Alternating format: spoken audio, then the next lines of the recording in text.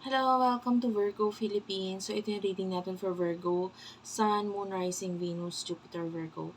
Take only what resonates, guys. Bali, hindi ito magre-resonate sa lahat kasi unfortunately, hindi ko naman po talaga makukuha lahat ng energy ng Virgo sa mundo. So, kung hindi ka nakaka-resonate or nakaka-relate ito sa mga sasabihin ko, okay lang yon. May mga next readings pa tayo. Kung gusto mo, pwede ka magpa-personal reading kay Jing Tarot Reader. Siya yung available for tarot reading. Ako po astrological reading. Yung astrological reading ko may kasamang tarot advice. But if you want na nakakonsentrate sa tarot reading, feel free na mag-inquire na lang kay Jing Tarot Reader. Okay, so let's start. This is for Virgo, Sun, Moon, Rising, Venus, Jupiter, Virgo. Check your natal chart, okay? If hindi ka pa nakaka-follow sa aming page, Facebook page, Madam P, pero mahirapan kang i-search yun sa Facebook. So, ang i-search mo ay um, hashtag Virgo Philippines. Yun yung i-search mo, ha? Okay. Anyway, simulan natin yung reading. Anong mga messages para kay Virgo?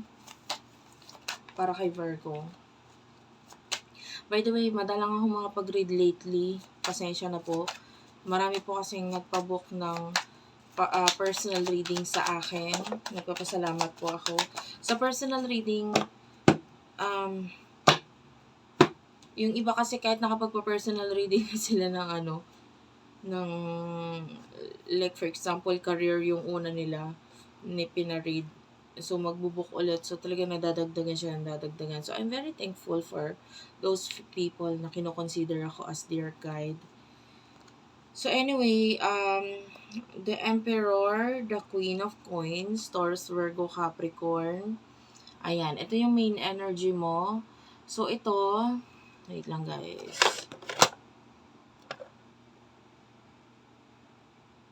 Ayan. Hindi ko masyadong binababa yung brightness, pero kasi nakikita masyado yung aking tagyawat. Normal yon. Okay, anyway.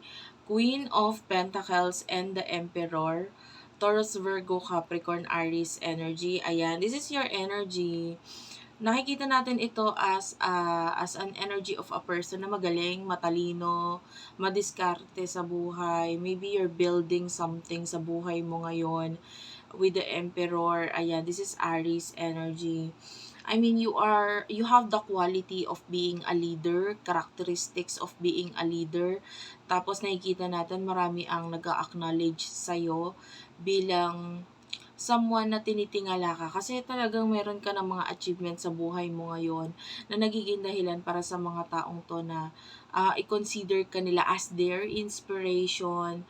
So, nakakatuwa. And the Ace of Swords, marami ka na namang naiisipan na nabago ngayon. And yung iba sa inyo, ginagawan mo ng action nito. I don't know if you're a businessman, businesswoman, King of Wands at the bottom of the deck, at saka yung Queen of Pentacles, the Emperor, they are showing to me as a leader. Could be a businessman, businesswoman, yung iba, pwede nagsisimula pa lang or nag-iisip pa lang na tayo ng negosyo. But, Jupiter is in going retrograde ngayong, wala sa akin yung aking calendar. So, ulyanin ako pagdating sa mga dates. But, ang tapos nito is hanggang, January 1st. I'll just do another reading for that. Wala talaga sa akin yung aking calendar. So, hindi ko i-close sa inyo kung ano yung date niya. O sige, kukunin ko na nga lang. Okay, so, ang date kasi ng Jupiter retrograde is October 9, 2024 hanggang February 4, 2025. So, avoid making major decisions around this time. Ayan, so nangyayari na yung Mercury retrograde. So, if it has something to do with business na sinisimulan, wag mo na, pag-isipan mo muna mabuti, 100%. Lalo na magkakaroon ng Mercury retrograde by the end of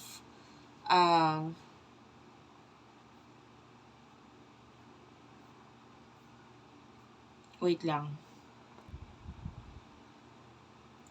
Okay, so mga end week nitong November, which is November 26 hanggang December 1, naka-retrograde si Mercury. So, pag ganon, pwedeng may mga ma-miss kang details or problems, na parang with regards sa communication. So, be careful. Ayan. So, medyo mag-ingat ka sa paggawa ng mga major decision ngayong month na ito. So, I highly suggest siguro mga next year. But, of course, it depends in your chart.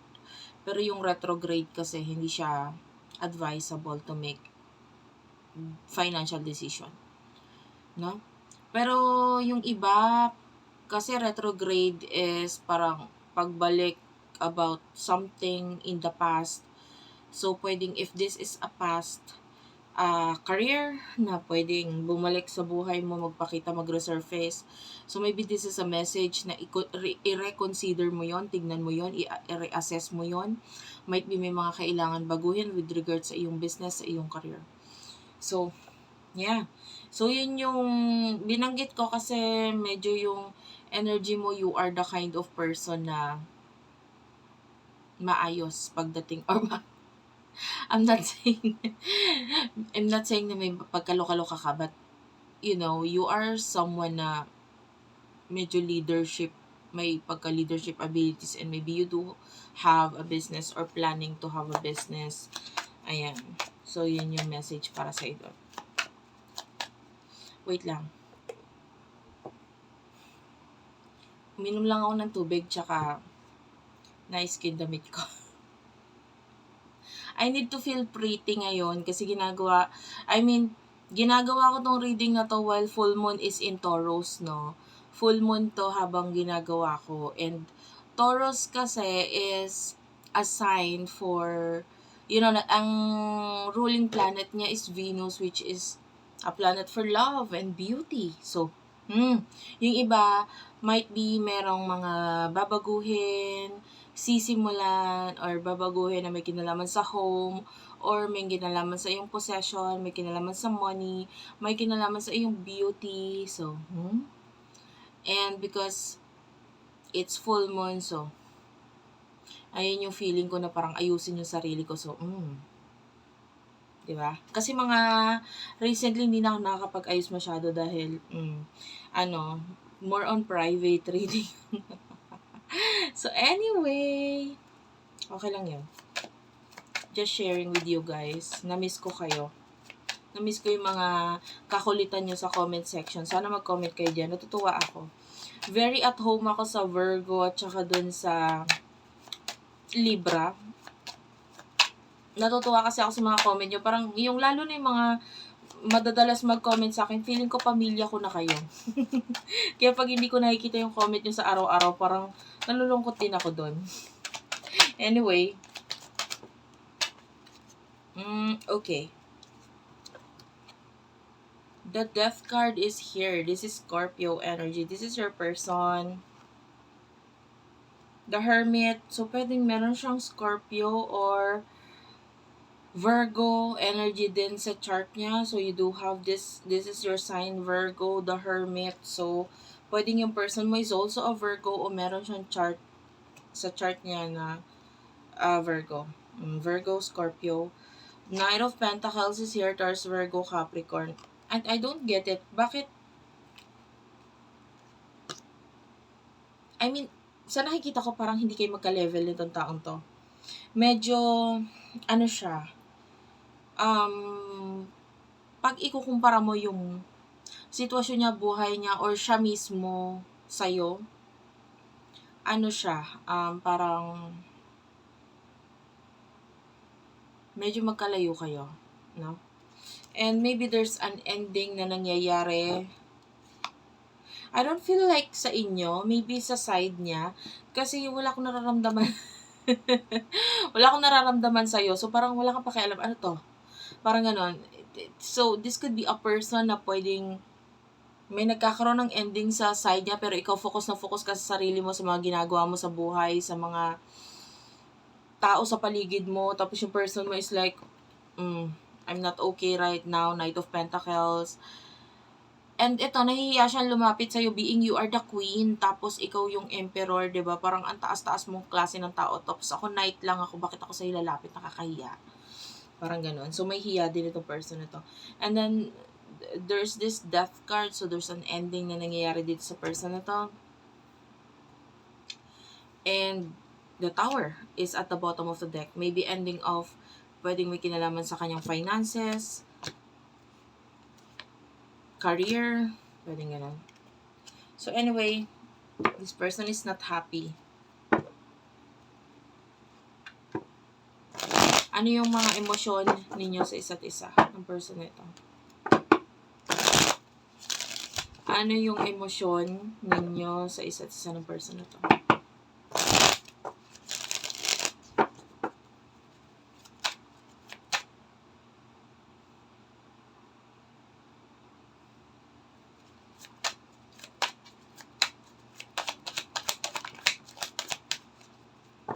Okay. The Eight of Cups is here. Wait lang.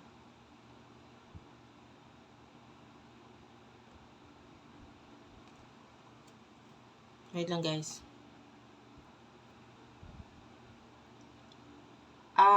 Okay. Etong person na to is emotion mo sa kanya. Actually, this is your emotion. Wala ka pakialam. Pakialam mo is future mo. The Eight of Pentacles, this is you working hard sa pera mo, finances mo. Yung iba sa inyo pwedeng masyado kang workaholic. Pero ngayon, mas dinadagdagan mo yung pagiging workaholic na yan. And you do have here the Eight of Wands because of maybe you're thinking about your family or may mga bagay sa family mo na kino-consider mo ngayon, like focusing on your home, your house, ganyan. At saka, yun nga, pwedeng may kinalaman sa pamilya. At saka yung iba sa inyo, pwedeng wala kayong connection. Ganon. Kasi wala akong nararamdaman na connection sa inyo dalawa. Hindi ko maintindihan eh. Kukunin ko nga muna kung ano yung connection ninyo. Ano yung situation. I mean, nakukuha ko yung sitwasyon pero parang walang something dito. Kunin ko muna. Ano yung connection? Ano yung relasyon ninyo nitong taong to?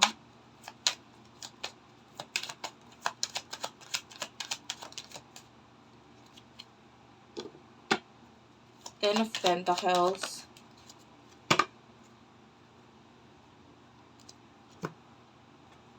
There's Ten of Pentacles. Ano to? Natatawa ako. Natatawa ako kasi Page of Pentacles, this is Six of Pentacles. Ito pala. Page of Pentacles or Page of Coins, nakikita natin ito as pwedeng may connection kayo na may kinalaman sa bata. Close siya sa anak mo, close ka sa anak niya, parang ganun. Or maybe ninong, ganun. Or, kasi may nakikita ko dito na parang pagbibigay ng money sa bata or may something na binigay dun sa bata na, kasi may connection. So that could mean like, of course, ninong. So, nagbigay ng aginaldo or what. So, that kind of energy. And or, Six of Pentacles, pwedeng may pagtutulungan or pagtulong ka na binigay dito sa person nito financially or vice versa. Ten of Pentacles, yan, more on money connection. So, nakakita tayo ng connection sa inyo na may kinalaman sa pera. So,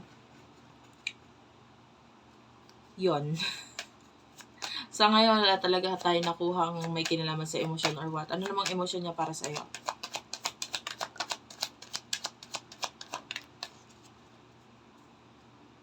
Di ba nagkakaroon siya ng problema? Six of Swords, this could be a person in the past, tinatry niya mag-move on sa'yo, sa connection ninyo, ayan. Or, kung wala kayong connection at all, maybe sa nangyayari sa buhay niya ngayon. Ayan. But if this is a past person, may something, nagmo-move on siya sa inyo.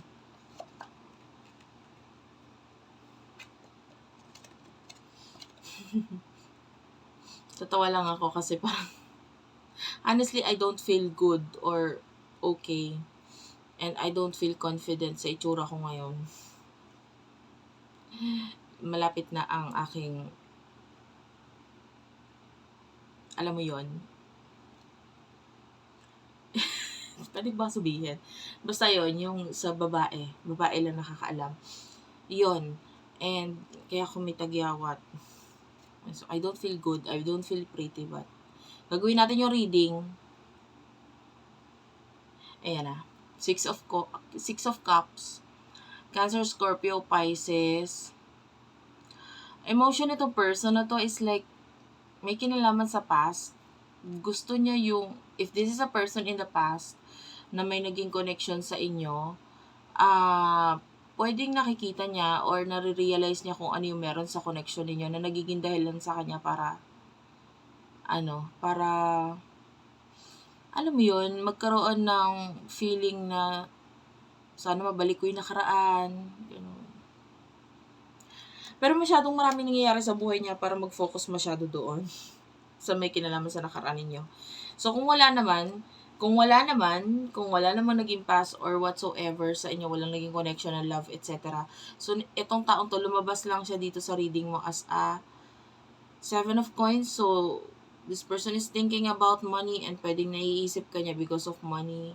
So, pwedeng lalo na kung ikaw yung tumulong sa kanya na may kinalaman sa pera. So, Five of Swords is here, Gemini, Libra, Aquarius. So, ang daming changes na nangyayari sa buhay ng person na ito. And I feel like may involved pang ibang tao dito kung bakit nagkakaganito siya. May involvement pa ng ibang tao. The Star is showing to me as a person na gustong-gusto ka nitong taong to. Gustong-gusto ka niyang makausap, and at the same time, gusto ka niyang makasama. Gusto ka niyang advisean or kailangan niya ng advice na may kinalaman sa pera, 9 of Pentacles. Anyway, ano yung future sa inyo na person ito?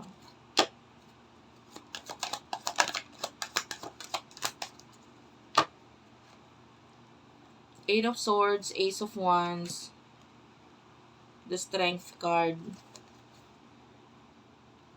Ayan. This is you. So, in the future, nakikita natin,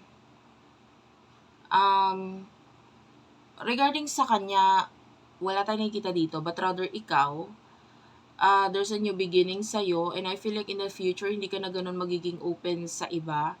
With the Strength card, I feel like you're trying to protect your feelings, your emotions, kung ano yung meron sa'yo. Tinatry mong protektahan yan lahat.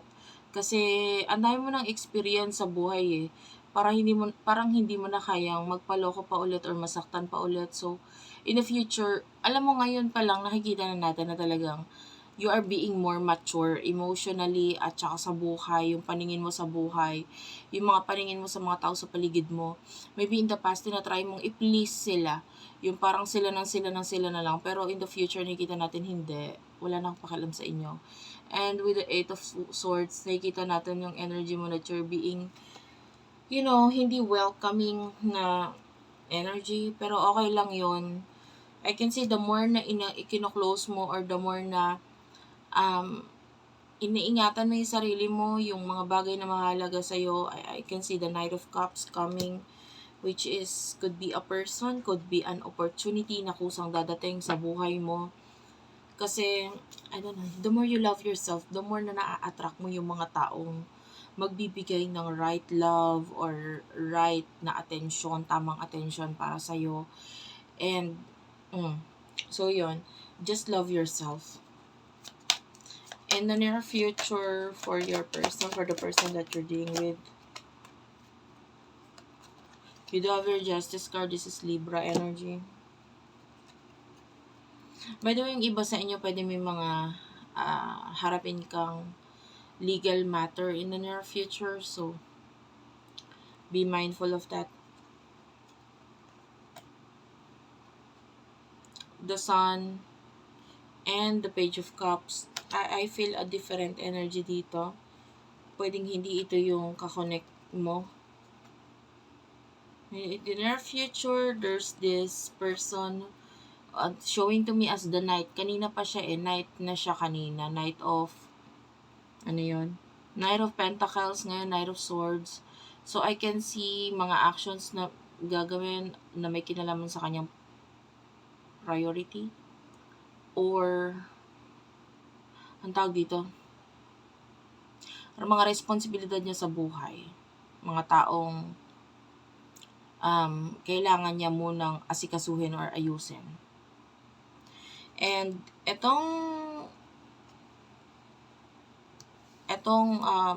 nakikita natin dito, there's a person who is about to change your life for the better. May nakikita tayong advice. Person na paparating sa'yo with the sun, meron siyang offer na may kinalaman sa legal matter. Like, I mean, if you're not yet married, the high chance of someone asking for your hand. Or yung iba, if you're single, possible na may manligaw sa'yo.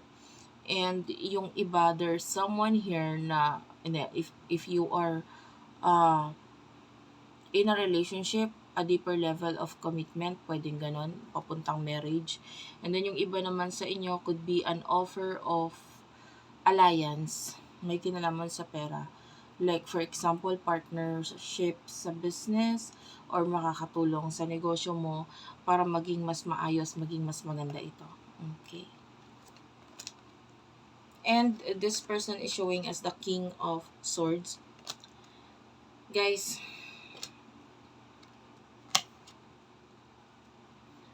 if ever you're dealing with the past, nasising-sisi, I can see this person coming back. There's problem kasi sa mga relationship na meron siya ngayon. 3 of Swords, 9 of Swords. So, may nakita akong person in the past, lalo na kung may childhood connection kayo, nitong person na to, like maybe your childhood sweethearts, friends, ganon. And then, there's a possibility of pagbabalik itong person na to kasi parang naramdaman niya rin yung feeling na may parang unfinished business pa sa ating dalawa. So, paparating yung tao to. Thank you for watching. I love you all. Please do like and subscribe. Ma-appreciate ko yung comment. Lahat ng yan. Maraming salamat. Basta positive lang.